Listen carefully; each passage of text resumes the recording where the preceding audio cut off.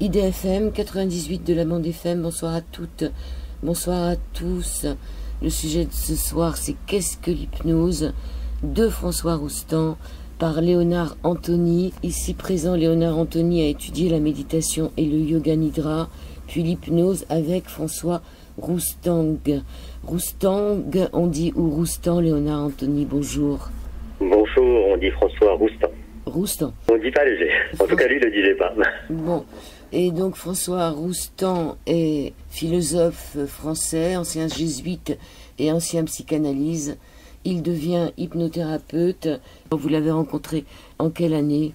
Moi, je l'ai rencontré 2 ans et demi avant sa mort. Et nous avons travaillé pendant ces 2 ans et demi sur ce sujet. Qu'est-ce que l'hypnose? Et pourquoi vous avez voulu travailler sur ce sujet? Alors, il y a plusieurs raisons, en fait. La première, c'est, il y a en 2004, en fait, j'ai fait beaucoup de musique dans ma jeunesse, et donc, comme des gens lisent des romans, moi, je lis des partitions. Et donc, je lisais la partition du 2e concerto de Rachmaninoff pour piano, et par curiosité, je regarde la dédicace, et je vois que Rachmaninoff a dédicacé son œuvre à un monsieur Dahl. Et je me suis dit, tiens, qui c'est ce Dahl? Et je suis allé fouiller, et je me suis rendu compte que Serge Rachmaninoff, assez jeune, aux alentours de 20 ans, avait traversé une grave dépression qui a duré près de 2 ans.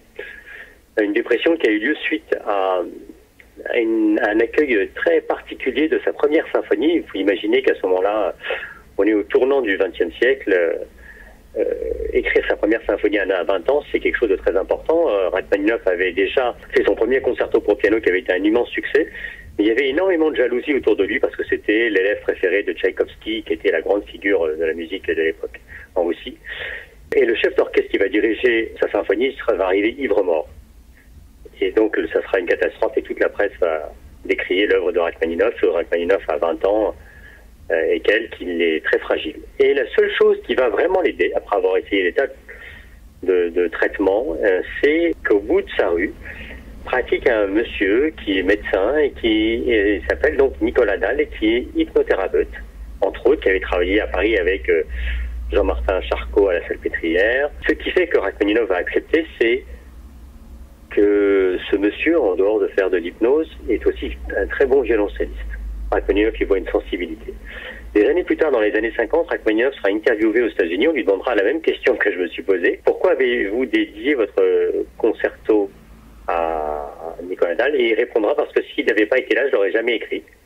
J'aurais jamais écrit cette œuvre-là. Et on lui demande est-ce qu'il se souvient de ce qui s'est passé. Il dit je me souviens de rien, si ce n'est que pendant les 6 mois où je suis allé voir ce monsieur, toutes les séances commençaient par vous écrirez un 2e concerto pour piano et vous l'écrirez avec une très grande aisance. Et j'ai passé, moi, les années qui ont suivi tout ce temps à explorer, essayer de comprendre qu'est-ce qui s'est passé dans ces séances et surtout plus particulièrement par où ça passe. Quels sont les phénomènes sous-jacents? Donc évidemment, j'ai lu tous les travaux de Milton Erickson, qui est un psychiatre américain qui a révolutionné l'hypnose au XXe siècle. J'avais lu des travaux des premières personnes qui avaient exploré l'hypnose, je pense en particulier à Mesmer au XVIIIe siècle, Charcot, Bernheim, Freud.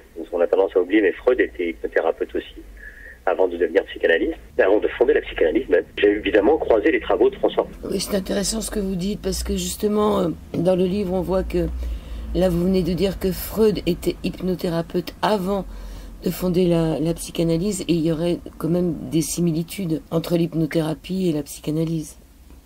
Alors, c'est là où c'est complexe, vous dites ça à un psychanalyste, et la plupart vous déchirent en morceaux. Blague à part, ce que je veux dire par là, c'est que Freud explore l'hypnose. D'ailleurs, il y a un très beau livre qui existe qui regroupe tous les écrits de Freud sur l'hypnose. À la Salpêtrière, avec Charcot, donc, et aussi avec Bernheim, il mène ses expériences, mais il voit que il n'arrive pas à théoriser l'hypnose. Si vous voulez, l'hypnose, c'est quelque chose qui vous échappe. La plupart du temps, moi, quand les gens me disent ce qui s'est passé est extraordinaire, ça a provoqué un changement dans ma vie, ce qui, je vous rassure, n'arrive pas systématiquement. Et quand ça se passe, la première des choses, quand les gens me disent « mais qu'est-ce qui s'est passé ?» je leur réponds « je ne sais pas, ça vous appartient ». Et ça va poser un vrai souci à Freud qui cherche à théoriser quelque chose. Il cherche à fonder une science, d'une certaine façon. Et c'est là où il va se mettre à travailler sur cette théorie qu'il crée, qui s'appellera la psychanalyse. Néanmoins, si on prend le cas de Roustan, ce qui est important, c'est que Roustan dit que les psychanalystes, à son époque, en tout cas ceux qu'il côtoie, les psychanalystes lacaniens, rejette ce qu'on appelle la suggestion, qui est un des aspects de l'hypnose. Je tiens à préciser les choses parce que la suggestion n'est pas forcément l'hypnose. Mais dans l'hypnose, on peut être amené à faire des suggestions. Et donc c'est un des points sur lesquels Freud va mettre de côté l'hypnose parce qu'il dit la suggestion offre une sorte de manipulation de l'individu et peut produire des effets temporaires, un soulagement temporaire et pas durable. D'où la psychanalyse, qui est un travail beaucoup plus long que l'hypnose, qui en général se fait en une ou quelques séances. La psychanalyse, comme vous le savez, se fait plutôt en nombre d'années, voire en décennies, dans certains cas. Et Roustan, lui, en analysant les travaux de Freud, en analysant un certain nombre de cas cliniques en psychanalyse, se dit, mais attends, la suggestion, elle est présente. Elle est déjà présente simplement entre les psychanalystes. Et il observe par exemple que les gens autour de Lacan se mettent à s'habiller comme Lacan. Il note aussi qu'autour de Freud, il y a eu un certain nombre de dégâts qu'on connaît, un certain nombre entre guillemets disciples de Freud ont mal tourné à la fin parce que la suggestion de Freud était très forte et présente. Donc il dit la suggestion elle existe déjà dans la machine psychanalytique puisque un psychanalyste est formé par un autre psychanalyste et donc il y a une forme de suggestion qui est présente. Voilà son point de vue.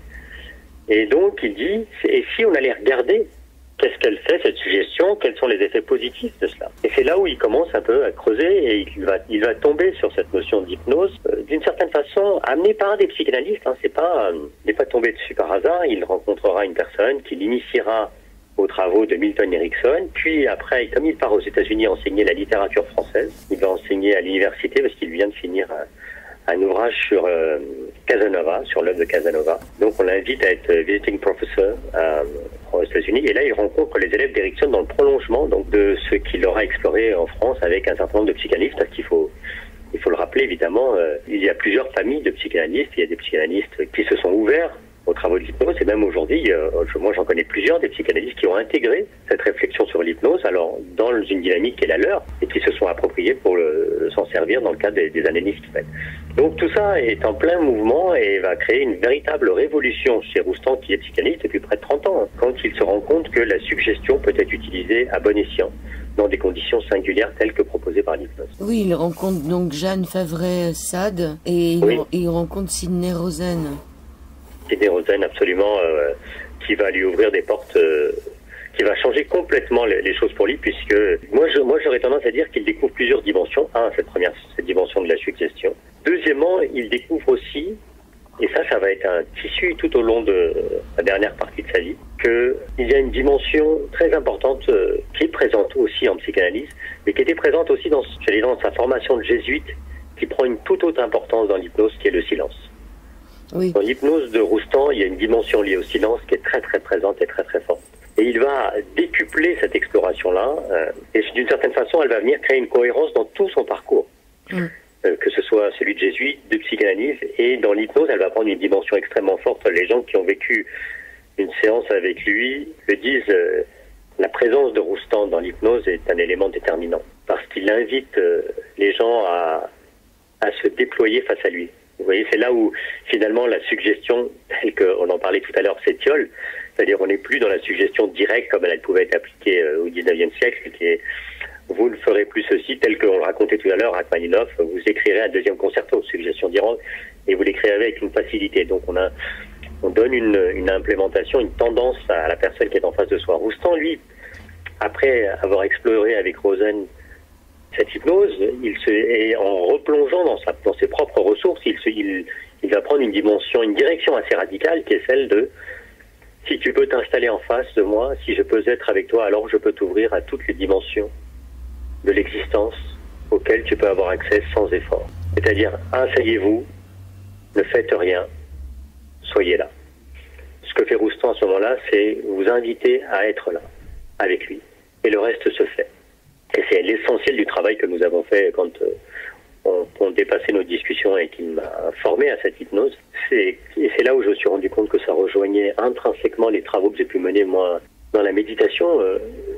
Pour vous raconter une anecdote qui me vient, je me souviens de la première séance de méditation que j'avais faite en Inde. J'étais dans le Kerala et c'était un tout petit centre en plein milieu de la forêt du Kerala où il y avait juste une cahute avec un sol en béton, donc on ne peut pas faire plus rudimentaire et moins confortable. Ce jour-là, il y a un groupe qui devait arriver et la seule personne du groupe qui était là, c'était moi puisque le Eurowest avait raté leur avion. Donc je m'assois en face de la personne qui était le maître, qui était sur place et j'avais aucune idée de comment on médite. Et assis par terre sur une natte, sur le sol, je demande à la personne qu'est-ce que je dois faire. Et cette personne me dit attends. Et je dis très bien, mais j'attends quoi? Il me dit mais tu n'attends rien. Et sur le coup, c'est un acte extrêmement radical qui est celle de s'installer, de ne rien attendre et d'être là. Et pour moi, il n'y avait pas de plus grande passerelle entre cette forme de méditation, donc non guidée, rien, pas une parole. Assis-toi, sois là. Et ce que proposait Roustan dans son hypnose, c'est-à-dire celle d'être là, celle de s'approprier aussi un geste.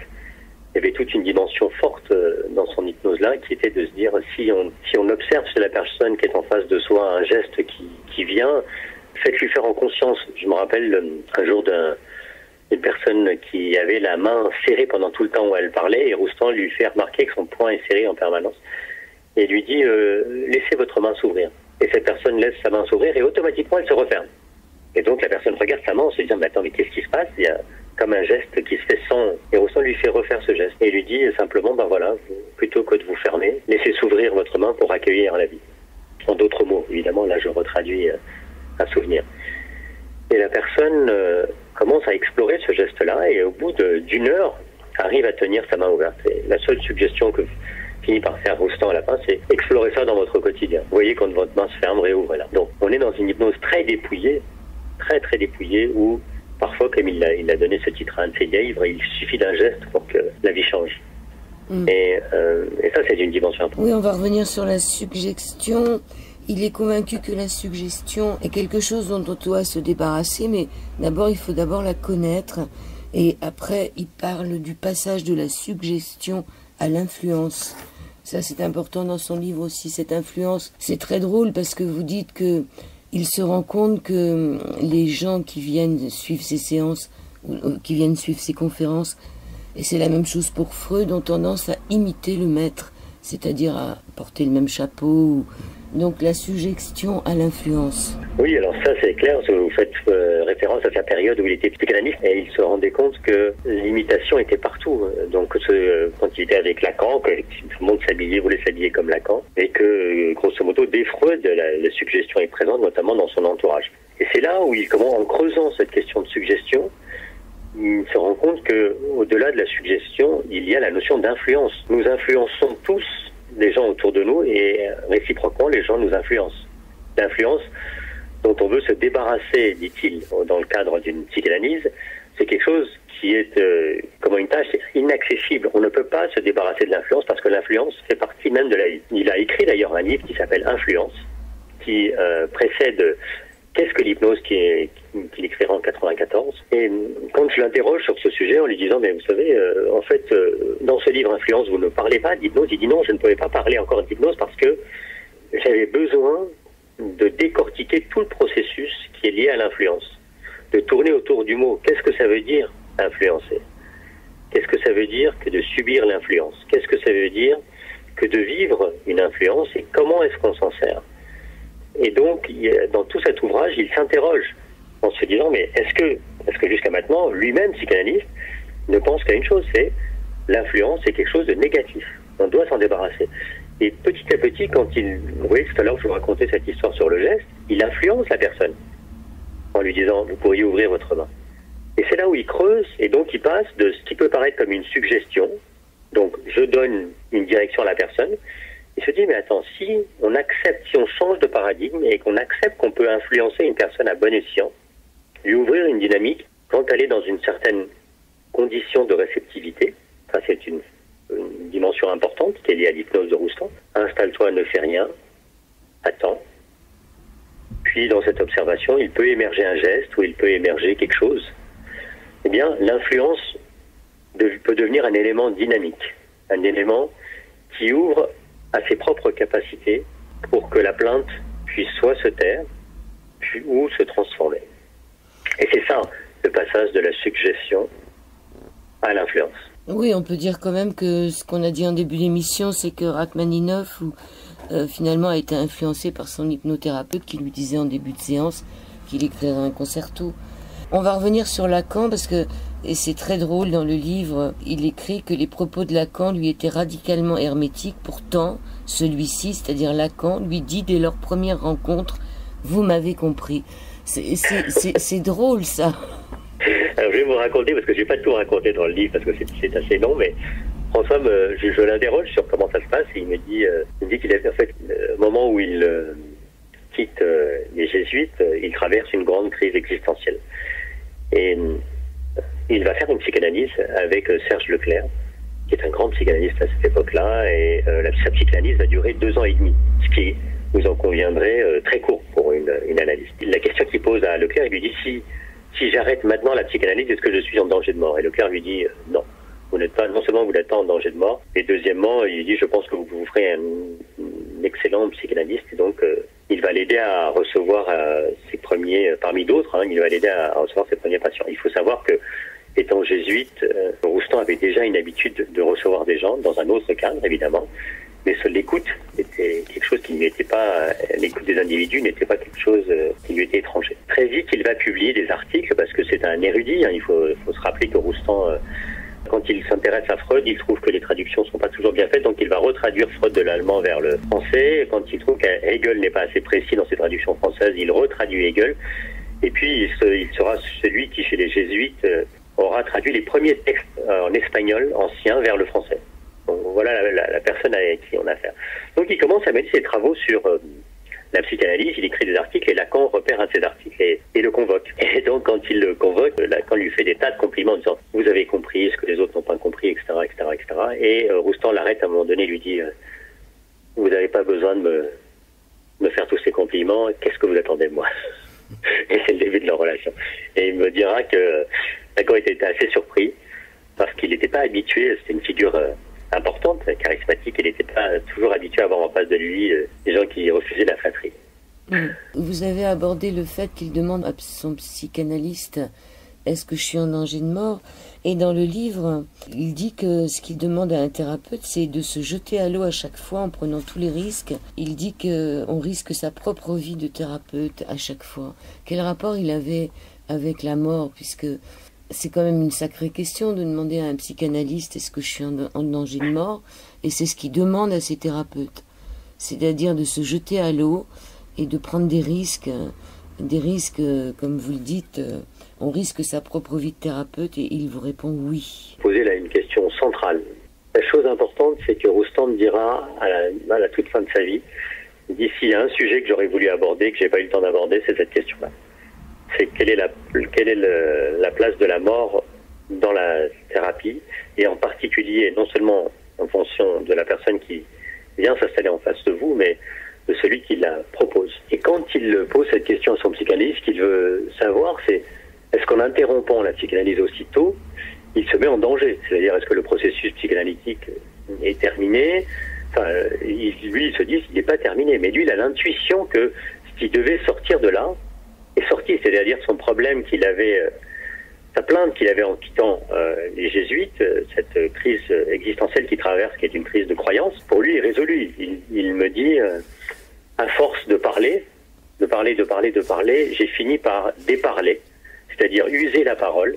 Et en usant la parole, c'est comme si j'avais usé le plancher pourri sur lequel j'étais debout, et j'ai fini par atteindre le sol solide, stable, qui se trouvait en dessous. Et donc il se sent, lui, en confiance pour aller vivre. Mais il sait aussi qu'une psychanalyse ne peut pas prendre 2 ans et demi. Donc c'est là où il interroge en disant, est-ce que je me mets en danger? Je vais vous raconter une histoire que m'a racontée justement une psychiatre hypnothérapeute il y a quelques jours de cela lors d'une conférence que j'ai donnée. Et elle me dit, j'ai reçu un patient il n'y a pas longtemps qui est venu, un patient qui est suicidaire et qui est venu en lui disant, voilà, je vais me suicider dans les jours qui viennent. Et elle essaye de faire des choses pour l'aider et elle se rend compte qu'elle n'y arrivera pas. Et elle me dit, j'ai finalement pensé à Roustan, qui disait, il faut adhérer au projet de la personne, même si c'est un suicide. Et on peut comprendre à quel point ça peut choquer un certain nombre de thérapeutes, qui est de dire, je dois adhérer au projet de suicide de la personne. C'est tout sauf évident.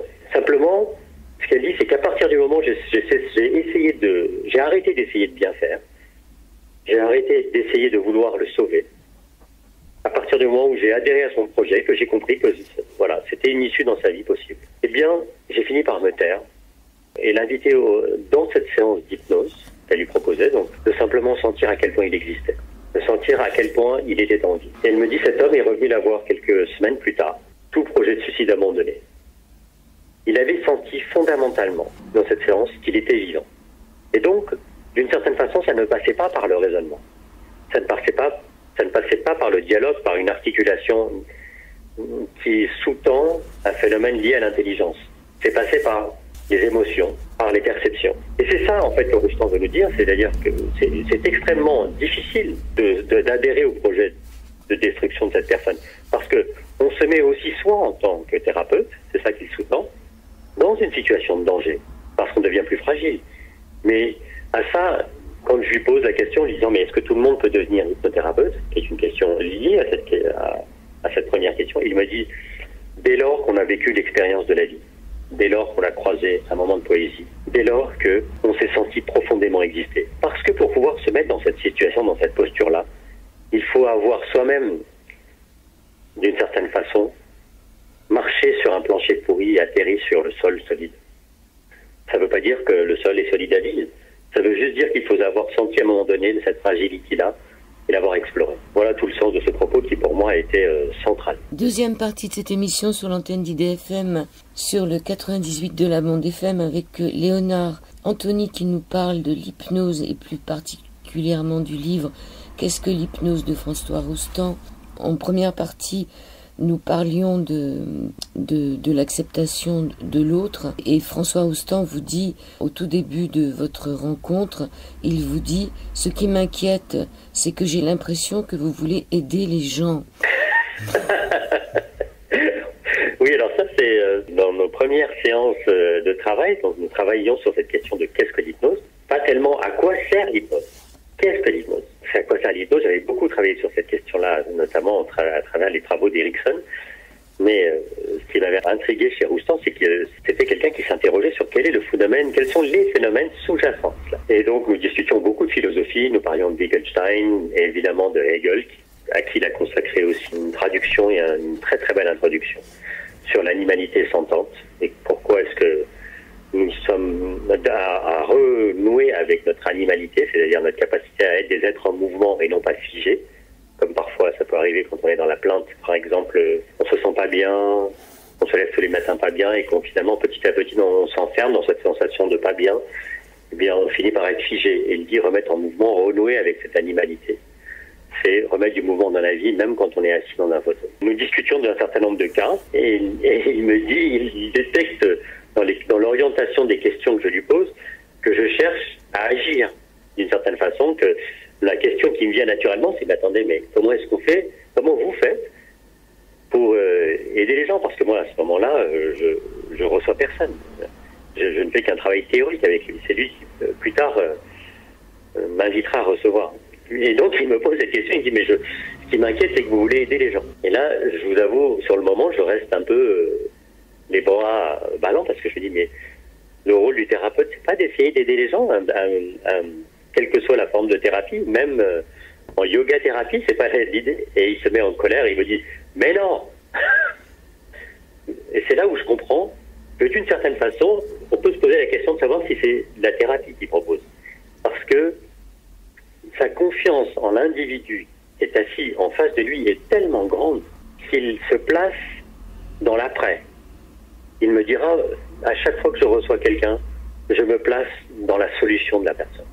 Parce que il a une gigantesque confiance en la personne à pouvoir résoudre elle-même ce pourquoi elle vient se plaindre. Et donc c'est en l'installant dans cette relation, puisque l'hypnose est relationnelle, que peut jaillir en elle, par la force de celui qui propose l'hypnose, des connexions avec la multitude des liens qui la relient à l'existence. Et donc c'est là où je comprends, mais je mets pour être honnête avec vous, je mets des années à comprendre ce qu'il dit là, sur ce moment-là. C'est au moment où je suis en train d'écrire le livre que je me dis, mais bien sûr, c'est de toute évidence l'abandon de toute velléité à vouloir faire, abandonner toute volonté et laisser la personne faire ce qu'elle a à faire. Et c'est là où je m'interroge, à un moment donné, je me dis, mais en fait, c'est plus une pratique qu'une thérapie. Et c'est d'une extraordinaire. Parce que nous sommes aujourd'hui dans un monde où nous passons notre temps à tout fuir. Où nous passons notre temps à nous disperser, à vouloir être multitâches. L'arrivée des nouvelles technologies dans nos vies, avec l'importance que ça a pris, je pense en particulier au téléphone portable, fait que nous déléguons un certain nombre de nos capacités cognitives à nos machines. Regardez par exemple qui est capable de mémoriser un numéro de téléphone aujourd'hui, qui est capable de s'orienter sans son téléphone avec une carte, de moins en moins de gens. Eh bien, en mettant de côté un certain nombre de nos capacités intuitives, nous sommes de plus en plus en face d'une difficulté grandissante qui est celle de pouvoir être là sans être en train de faire 50 choses à la fois. Et donc nous détachons de toutes ces possibilités qui sont là et qui nous caractérisent justement en tant que mammifères. Il me prend cet exemple un jour, il me dit regardez un chat, le chat sait que vous allez entrer dans la caisse avant même de vous avoir vu, il vous sent. Regardez les oiseaux migrateurs qui migrent dans une direction et pourtant ils n'ont pas de carte ni boussole. Regardez les éléphants qui vont vers un point d'eau, qui font des centaines de kilomètres vers un point d'eau et pourtant aucun système de guidage. Je dis pourquoi croyez-vous que nous, en tant qu'êtres humains, nous n'aurions pas ces capacités-là? Et en fait, plus j'ai avancé moi dans mes travaux depuis qu'il nous a quittés, et plus je me suis rendu compte que oui, c'est vrai, nous vivons de moins en moins en connexion avec la nature, c'est un fait en étant dans des grandes villes, et nous sommes de plus en plus enclins à nous laisser absorber et à déléguer nos fonctions, ces fonctions-là, et d'une certaine façon à les laisser s'endormir, rentrer en sommeil. Alors c'est assez amusant de faire le parallèle avec l'hypnose, puisque l'hypnose veut dire sommeil, et là, nous endormons toutes ces capacités cognitives qui se réveillent justement dans le cadre de l'hypnose. Et c'est ça, cette hypnose de François Roustan, d'une certaine façon, c'est tout d'un coup inviter l'individu à renouer avec la multitude des perceptions, la multitude des connexions qui peuvent le relier à cette existence. Oui, c'est ce qu'on appelle la présence. Alors, il est né, François Roustan, en 1923, il nous a quittés en 2016. Il est né dans un petit village d'Auvergne et il vous parle d'un souvenir fondateur avec sa mère, l'histoire des briques chaudes, qu'on vient de dire à l'instant sur ne pas aider, l'importance du thérapeute qui n'est pas d'aider les autres. Et pourtant, lui, il a eu cette perception de ce que l'autre a besoin dans cette histoire de briques avec sa maman. Absolument. En fait, il m'a raconté ce souvenir, parce que je lui demande, quand je lui pose la question de est-ce que tout le monde peut devenir thérapeute, il me dit oui, si on a vécu l'expérience de la vie. Et si on a été d'une certaine façon dans un parcours qui nous forme naturellement, sans effort, parce que ça ne s'apprend pas, d'après lui, ça s'expérimente, disons, la relation à la finesse de la vie. Et il dit que pour lui, tout a commencé quand il était très jeune, enfant, je crois, 4-5 ans, et où il devait sentir quand sa mère avait froid en hiver. Alors il faut imaginer qu'il se chauffait au feu de bois à la campagne. On est au début du XXe siècle.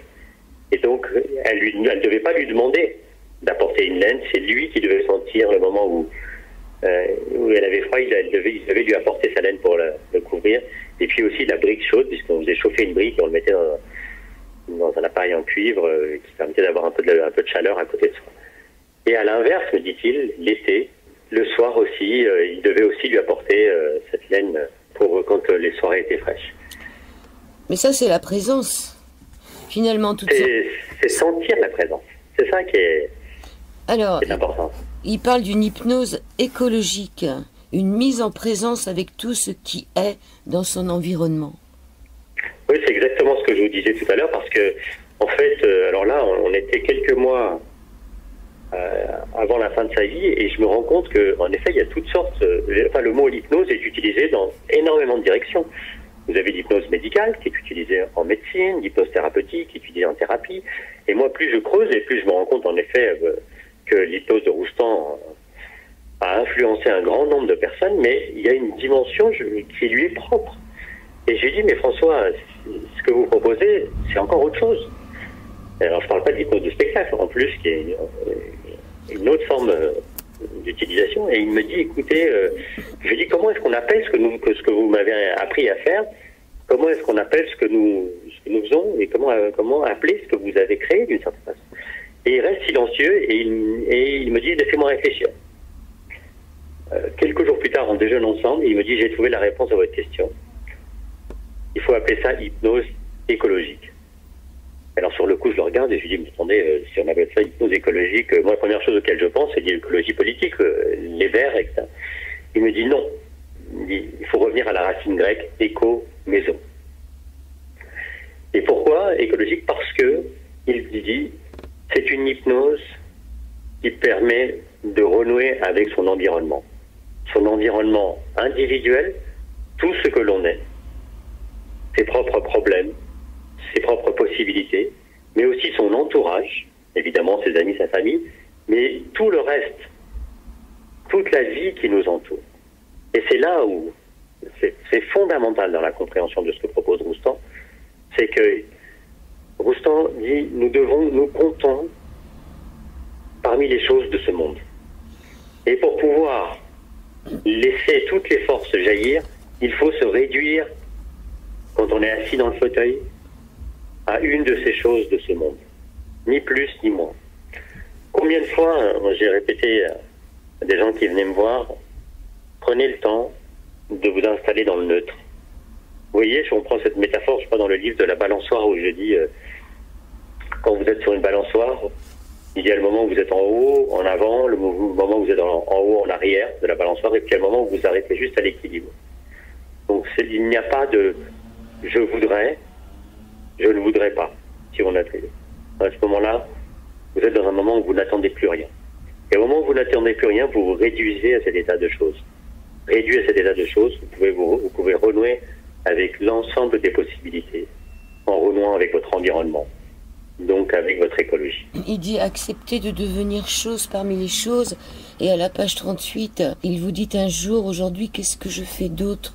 Quand je souligne que c'est l'entourage qui est la cause de la transformation, c'est de fait la même question qui est en jeu.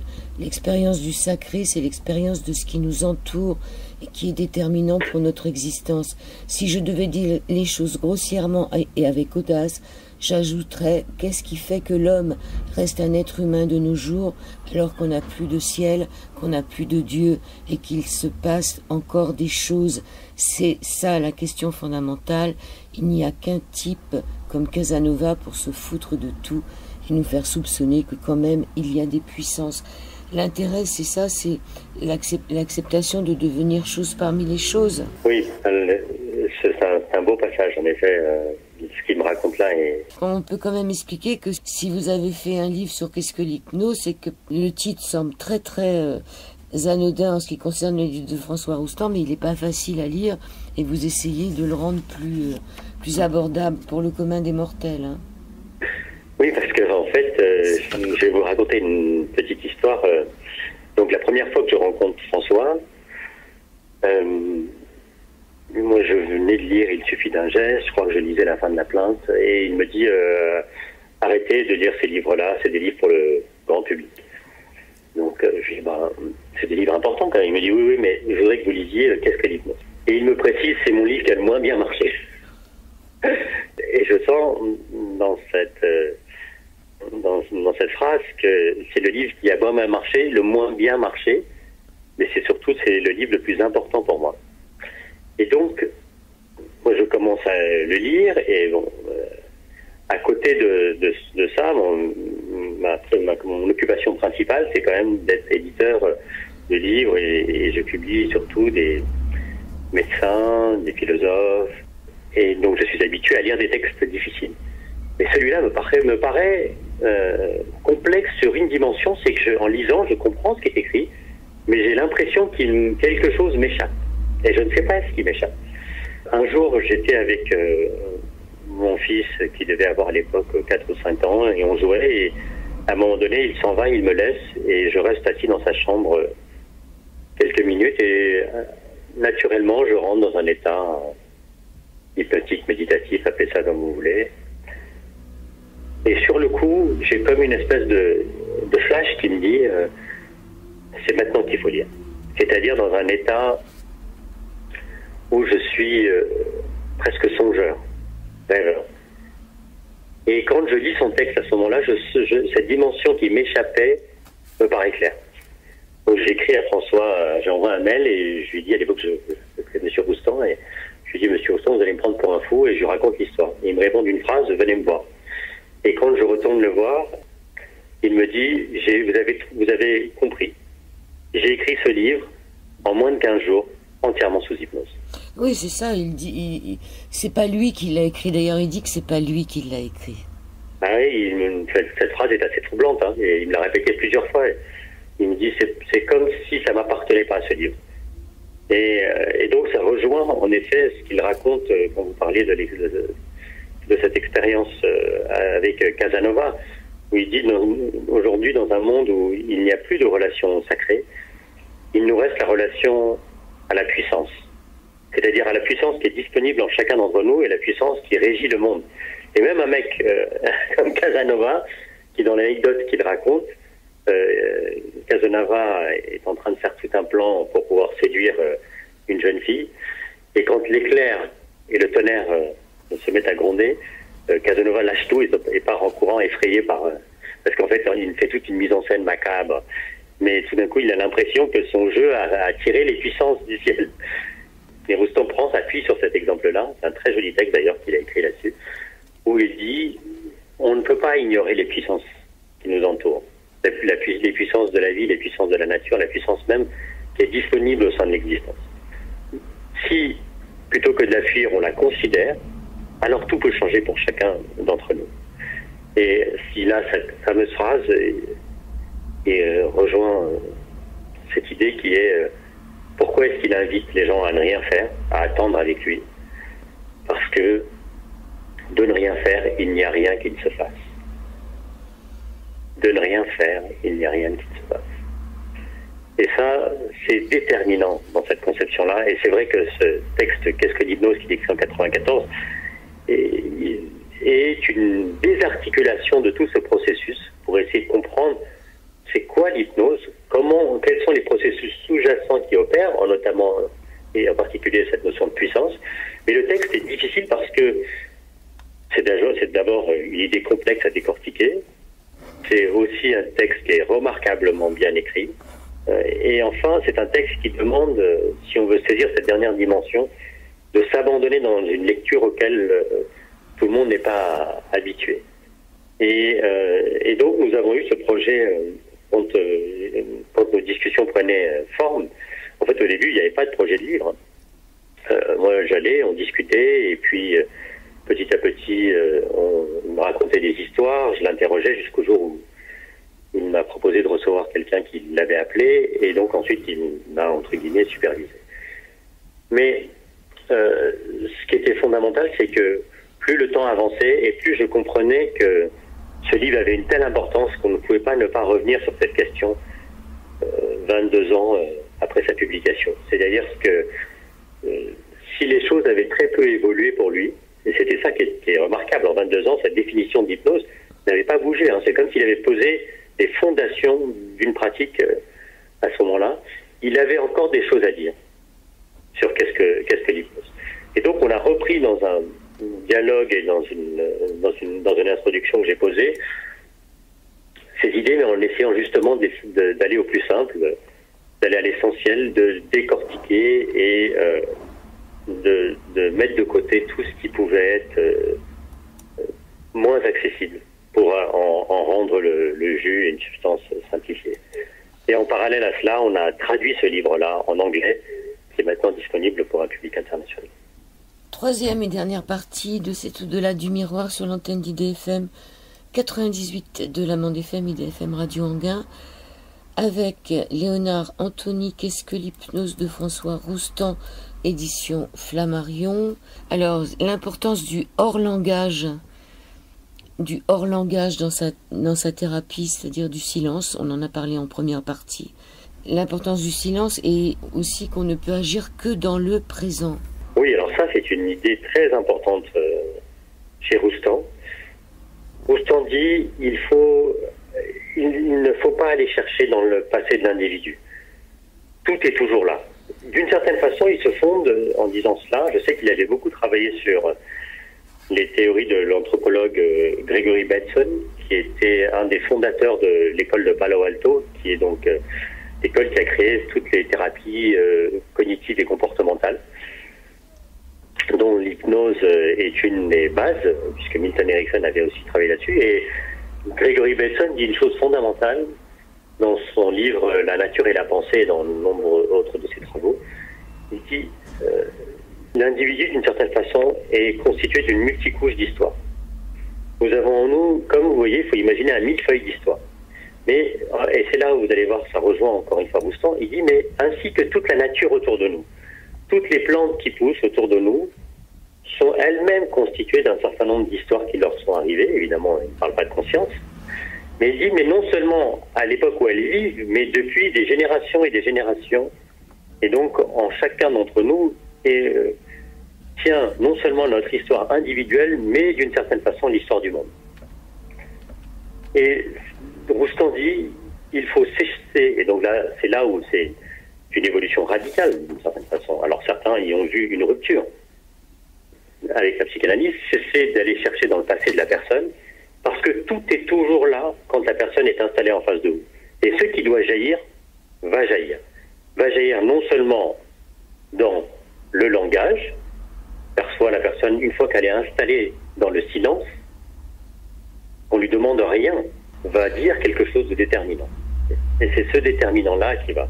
D'accord. Oui. Alors là, c'est pas dans votre livre, mais il a écrit un livre qui s'appelle La fin de la plainte. Oui. Est-ce que la plainte, puisque là vous venez de dire qu'on lui demande rien, comment faire pour que la personne qui vient voir un thérapeute, un hypnothérapeute, arrête de se plaindre? Parce qu'il y a une plainte, si on va voir quelqu'un, c'est qu'il y a quelque chose qui en règle générale, il y a une plainte. Oui. C'est rare que les gens viennent en disant je viens juste expérimenter, voir ce que c'est, mais ça arrive. Je vais vous raconter une histoire d'une personne qui vient me voir et qui me dit je viens voir pour voir ce que c'est, ce que vous proposez. Et donc je dis très bien, asseyez-vous et attendez, ne faites rien. Voilà ce que je fais. Et au bout de 10 minutes, cette personne, donc elle est assise en face de moi et qui me regarde. Donc il n'y a pas d'hypnose au sens où elle ferme les yeux ou quoi que ce soit. Nous sommes assis face à face et nous regardons. Et au bout de 10 minutes, cette personne, toute seule, sans que je lui pose la moindre question, me dit « En fait, j'en peux plus de continuer de vivre à ce rythme auquel je vis. » Donc c'est un monsieur qui a largement les moyens financiers de travailler moins, il dirige une grande entreprise, mais il ne peut pas s'arrêter, il s'inflige un rythme effréné. Et j'ai dit très bien, qu'est-ce que vous faites pour aller mieux quand vous sentez que vous n'allez pas bien? Il me dit, moi ce que je fais, c'est que je prends mon vélo et je vais faire du vélo pendant 2 heures. Et bien je lui dis, très bien, maintenant vous allez ici, dans le fauteuil, faire du vélo. Et simplement, au lieu de foncer, vous allez ralentir votre vélo. Et vous allez simplement observer le paysage autour de vous. Et je l'invite à observer tout le paysage autour de lui, à me le décrire, pour que moi je puisse entrer dans son périple avec lui. Et donc nous faisons du vélo ensemble, assis dans nos fauteuils respectifs. J'ai revu ce monsieur près de 9 mois plus tard, qui m'a dit que cette séance où il était juste venu voir, donc sans plainte, avait ouvert un chemin dans sa vie qu'il n'imaginait pas. Et depuis, il partait en vacances, il partait jamais en vacances. Il part régulièrement en vacances. En vélo? Il prend son vélo quand il va en Asie en particulier. Mais tout d'un coup, il part au week-end, il prend des week-ends prolongés. C'est un monsieur qui a quand même un certain âge. Mais simplement, il était dans cette course effrénée. Mais donc, vous voyez, même sans plainte, la plainte peut émerger puisque chacun, à commencer par moi, dans des processus où on se laisse piéger par la théorie du hamster. On court.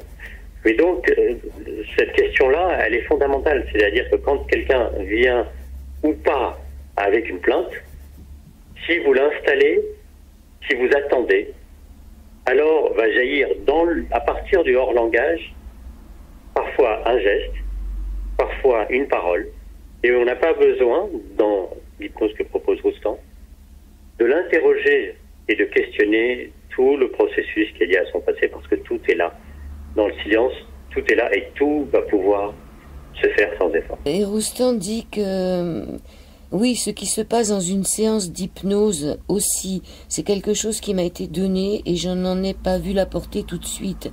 Mais c'est aussi le fruit d'un long cheminement parce que j'ai toujours eu ce sentiment dans les choses importantes que ça n'était pas moi qui gouvernais, mais moi qui étais gouverné par quelque chose d'autre qui me dépassait Et ça, c'est un sentiment constant. Il a un rapport à la spiritualité, il s'était beaucoup intéressé au magnétiseur. Qu'est-ce que ça serait, cette autre chose qui nous gouvernerait finalement? Ça, j'ai jamais obtenu la réponse. Mais d'abord, je voulais juste rappeler un point pour finir la question précédente. C'est François a rappelé aussi très de manière importante que l'hypnose ne marche pas tout le temps. Il ne faut pas avoir de fantasme là-dessus. C'est pas une recette magique, c'est pas une solution miracle. Et donc, pour revenir à la question que vous posez, moi, ce qui m'a intrigué, si vous voulez, c'est que nous avons affaire à un religieux, jésuite, qui, à un moment donné, fait une rupture avec la croyance d'un être suprême, notamment celle qui est décrite dans la chrétienté, mais il garde un lien, de l'extrait que vous venez de lire, on voit qu'il garde un lien assez extraordinaire, quand même, avec une notion plus abstraite qu'il appelle ce monde de puissance. Et je me souviens lui avoir posé à la toute fin de sa vie, donc on était quelques jours avant sa mort à l'hôpital, la question en lui disant « Vous allez mourir, François, vous le savez ?» Et il me dit « Oui, j'attends ce rendez-vous avec impatience, je ne veux pas rater ce rendez-vous. » Et je lui dis « Mais qu'est-ce qu'il reste ? Quand vous allez partir, qu'est-ce qu'il reste ?» Et il me renvoie balader en me disant d'un geste « Allez voir les cimetières, ils sont remplis de poussière. » Je dis « Oui, mais François, vous avez fait plus de 2 ans que vous me bassinez avec les perceptions, avec notre intuition. Tout ça, ça ne relève pas de nos tissus et de la matière. » Et après un long silence, il me dit « Tout ça rejoint le trésor de l'humanité. » C'est comme s'il y avait quelque chose qui existe, mais auquel il ne voulait jamais ni donner de définition précise, ni mettre un nom dessus, ni mettre une étiquette, parce qu'il sait qu'à partir du moment où il fait ça, alors ça deviendra une dérive. Et c'est pas pour rien qu'il a quitté l'Église. Ouais, il vous dit un rien qui rejoint le trésor de l'humanité, un petit reste. Il vous dit aussi que oui, l'erreur que l'on fait tout le temps, c'est de penser qu'être libre, c'est choisir. Mais non, ce n'est pas ça. Être libre, c'est tenir compte des faits et se soumettre aux faits. Être libre, c'est pas choisir. Finalement, on choisit pas. Non, on il choisit faut pas, obéir, voilà, il y a toute cette notion d'obéissance. Oui, on ne choisit pas, on laisse faire. Et en fait, ce qu'il veut dire par là, c'est que on a beaucoup discuté aussi dans le cadre je faisais un livre sur la question du désir. Je l'avais invité à travailler avec moi sur le sujet, je l'interrogeais et il me disait mais c'est fondamental ce que vous dites sur la notion du désir parce que on avait regardé les travaux du philosophe Wittgenstein qui parlait de la relation entre désir et volonté.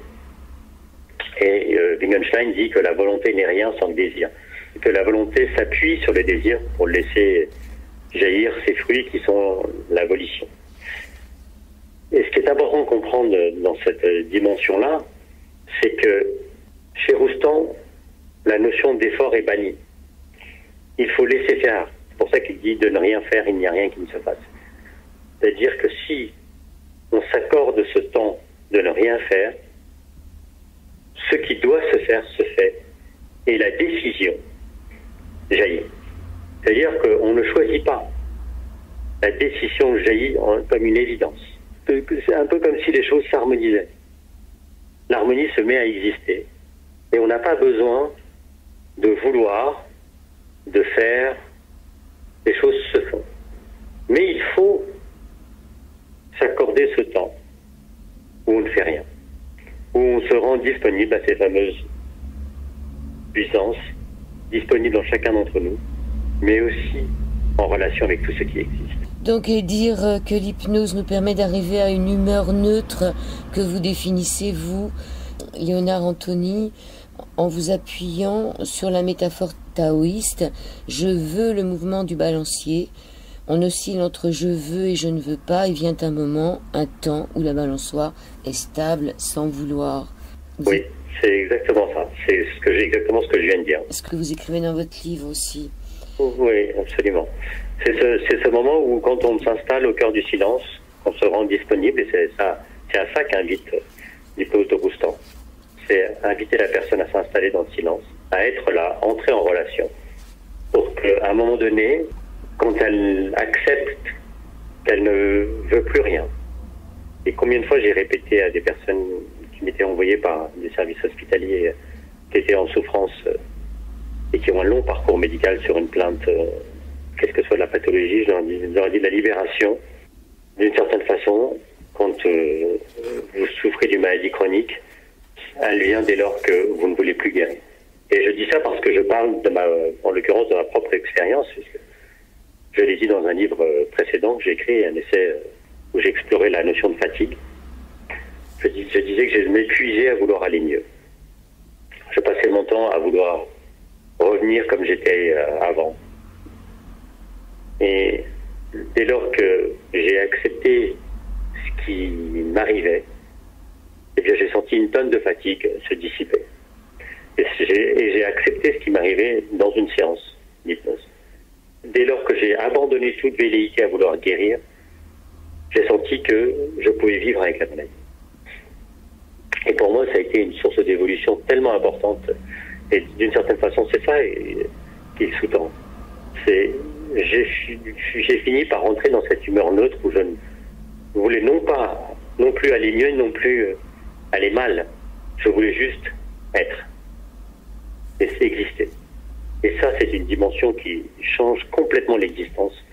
Parce que tout d'un coup, la vie change de dimension. Les souffrances sont variables selon les personnes. Tout le monde a une raison de se plaindre. Certaines personnes ont des raisons très graves de se plaindre. Mais avec ce qui est, dès lors qu'on adhère à ce qui est, on est soulagé d'une grande partie de la souffrance qui est associée. Le livre « Qu'est-ce que l'hypnose » de François Roustan par Léonard Anthony est publié aux éditions Flammarion. On va terminer avec une phrase de François Roustan. On ne commande au vent qu'en lui obéissant. 2 mots sur cette phrase, Léonard Anthony. On ne commande au vent qu'en lui obéissant. Eh bien, c'est exactement la phrase qui caractérise peut-être encore plus ce que nous disait François. On ne commande au vent qu'en lui obéissant. On ne peut vivre avec la vie qu'en s'y soumettant. Vous voyez, quand je vous parlais tout à l'heure de ça, sur cette idée de mon expérience personnelle, dès lors que j'accepte ce qui m'arrive, alors je peux prendre le vent et aller dans la direction de la vie. Tant que j'essaye d'aller au sens contraire, en l'occurrence dans ce cas aller mieux, eh bien je me bagarre avec le vent et je ne peux pas gagner. Lui obéissance, c'est prendre le vent dans la bonne direction et savoir naviguer dans la vie. Une hypnose écologique. Absolument. Merci beaucoup, Léonard Anthony. Merci à vous.